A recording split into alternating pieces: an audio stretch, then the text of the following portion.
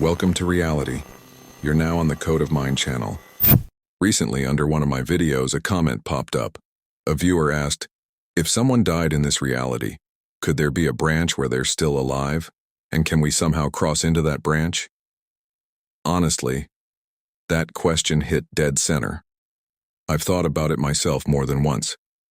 And this is exactly where one of the most famous quantum thought experiments fits perfectly. Schrödinger's cat. In short, there's a box. Inside it, a cat, a radioactive atom, a mechanism, and poison. The atom may decay, or it may not. If it decays, the mechanism triggers, the poison is released, and the cat dies. If it doesn't, the cat lives. From the point of view of quantum mechanics, until the observer opens the box, the atom exists in a state of decayed and not decayed at the same time, which means the cat is simultaneously alive and dead. Two states, both as if they exist in parallel, until we lock the result in place by observing it. Now let's transfer that logic to human life. Until you receive the news that something happened to a person, in your consciousness they're still living their normal life. Your brain is certain they're somewhere out there, going to work, eating, sleeping, texting someone. There is no final outcome yet. For you, at least two lines are open at once, one where they're alive, and one where something went wrong. And just like with Schrödinger's box, the result freezes only at the moment a fact enters your field. A call, a message, an official document, a phrase. He's gone. Up until that point, your consciousness hasn't chosen which branch becomes the only version of the past. And in that gap, between I don't know anything and I heard the news, something sometimes happens.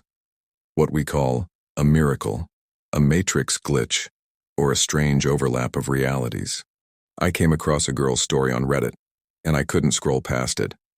She wrote that she hesitated for a long time before sharing it, because she still doesn't have a normal explanation. She and her husband had neighbors. Those neighbors had an adult son. You couldn't miss him, very tall, big build, long hair down to his shoulders.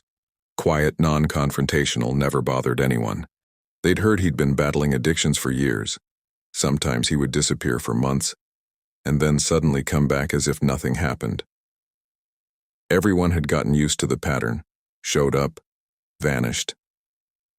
In the spring, the girl had a baby. She was in the hospital, and about a week later she and her husband came back home, now with their newborn. They pulled into the yard, rolled up toward the garage, and suddenly they saw him. That same neighbor's son, by the side gate of his parents' house. He was standing there, leaning on the fence, calmly smoking. He looked completely normal, like any other day. Her husband saw him and didn't look surprised at all. He said something like, "Oh, there he is. He's back." They didn't feel anything strange in that moment. For them, it was a familiar picture. He'd appeared again after another disappearance. They just drove past, got busy with the baby, and that episode didn't even stick in their memory as anything important. About 3 months passed. The neighbor, the boy's mother, came over. She brought a small gift for the baby, apologized for coming so late, and explained why. All that time, she said, she had been in unbearable grief because her son had died. In that moment, the girl wrote, something inside her just dropped out. She asked again, "When did it happen?" The neighbor answered, "In February. They found his body in a park nearby." The girl wrote that she and her husband literally went numb, but they tried to hold themselves together while the neighbor was still in the house. When the neighbor left, they closed the door, looked at each other, and realized something terrifying. They both remembered the exact same moment. He was standing at the gate smoking, and they had driven into the yard in April, after the hospital. Later, they checked the story online. Posts, news, condolences. The date matched the mother's words. February. And the girl ended it like this. "I don't know what to do with this. I'm not claiming it was something mystical. I'm only saying that both of us saw the same person in the same place, after he had officially been dead for a long time." Now let's look at this story through the lens of reality branches and the observer effect. Before the mother's visit, This couple had a smooth, logical version of the world. He came back again.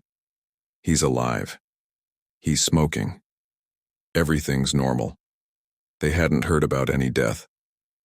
In their inner picture of reality, he was a living person who had simply shown up again, which means their consciousness was tuned to a line where February didn't end with a body being found in the park.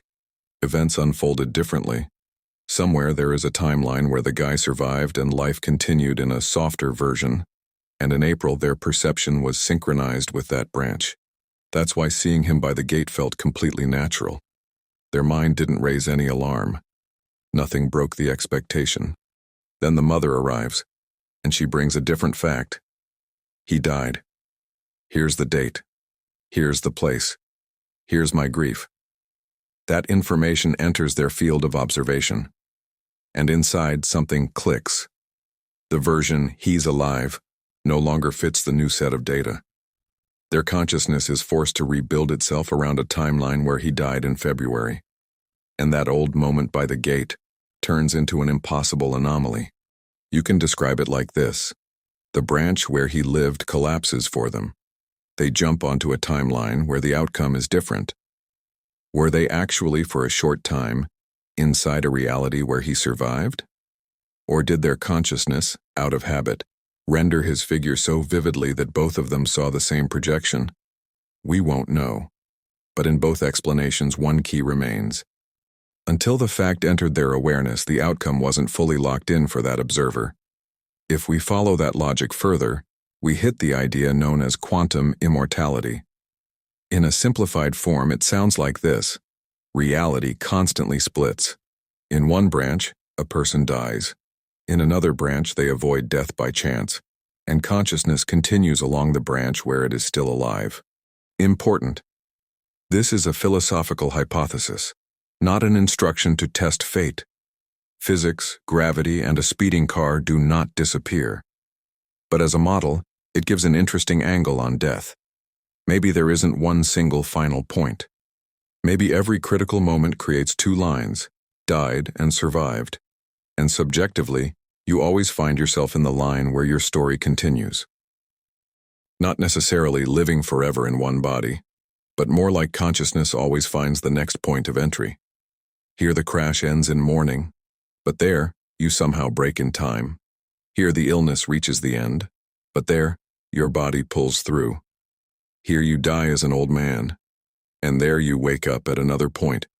Childhood, youth, or maybe even another life. Not as a strict law, but as a model that partially explains why people often feel, I've lived this before. This life doesn't feel like the first one. I dreamed I died, and then I woke up somewhere else. To understand how this could feel, there's a scene in Rick and Morty that's strangely perfect. They have a VR game called Roy. They put on a headset and suddenly he wakes up as a normal child. He grows up, falls in love, builds a career, makes mistakes, ages, and at the end he falls and dies. Then, a flash, the headset comes off and he's back in the arcade. In real time, only a couple minutes passed.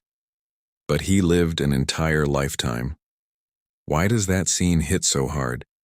Because it resembles how a periscope between branches might work. You enter a game called This Life. You completely forget there's someone outside the game wearing the headset. You live the storyline with all its forks, and at the death point, one branch ends, and consciousness pulls the headset off and puts on another one, with a different start, a different track, a different story. Now add one more element. From basic physics, we know at least one solid principle. Energy doesn't vanish. It changes form, heat into motion, electricity into light, but it doesn't simply disappear. If you look at a human not only as a body, but as a node of attention, a node of choice, then you can imagine it like this. The branch where the body wears out and dies is truly closed for that timeline, but the impulse, the habit of being you, the vector of decisions, the inner signature, doesn't necessarily zero out. It looks for where it can continue, and the most logical exit for such energy is to attach itself to a branch where there is continuation, a different outcome of the accident, a different fork in childhood, a different birth. Again, not as a dogma, but as a model. If you connect all of this together, quantum branches, the observer effect, the VR game metaphor, and conservation of energy, you get a striking picture. Death may not be a point. It may be a level change. And attention may be the cursor that chooses which reality you enter next. This idea resonates with me not because it sounds beautiful, but because I've had my own experience. From the perspective of logic and physics, it should have ended there, but I opened my eyes, and for years afterward I kept feeling it, as if the line where everything ended is still somewhere close, while I keep walking on a different one. You can say you just don't want to accept reality, you're escaping into fairy tales. But there's one nuance. Reality as it is deeply subjective. Some people live in a reality of parallel worlds and quantum shifts. Some live in a reality where everything is random and meaningless. Some live in a reality of heaven and hell while doing terrible things, convinced God will forgive them. And honestly, those people often carry the most sin of all. They just cover it with dogma. Remember this. There isn't one single official timeline of reality. For each of us, it is assembled from what we truly believe and where we place our attention. If the version that feels true to you is that when the body dies here, consciousness moves to another branch, the one where you survived, where the story took a different turn, then it's possible that your consciousness will build experience exactly in that way. We can't prove it. But we have hundreds of stories of people who shouldn't have survived. We have dreams of death after which life feels slightly different. We have memory glitches where the past seems subtly edited. A skeptic will say, it's just your brain playing tricks. And in a way, they'll be right. Because the brain is your local interpreter of the universe. It assembles the version of the world you can continue living in. So the final question becomes, which story about yourself are you willing to live inside? A world where death is a dead end? Or a world where death is a branch shift, a level change? The answer is still yours, and it will shape how you live every day leading up to that transition point. Thank you for your attention, and for leaving comments that are actually worth answering with an entire video. Thank you for your awareness. I wish you a clear mind, gentle transitions, and a bright path on any branch of reality where you exist. See you in the next video. Bye.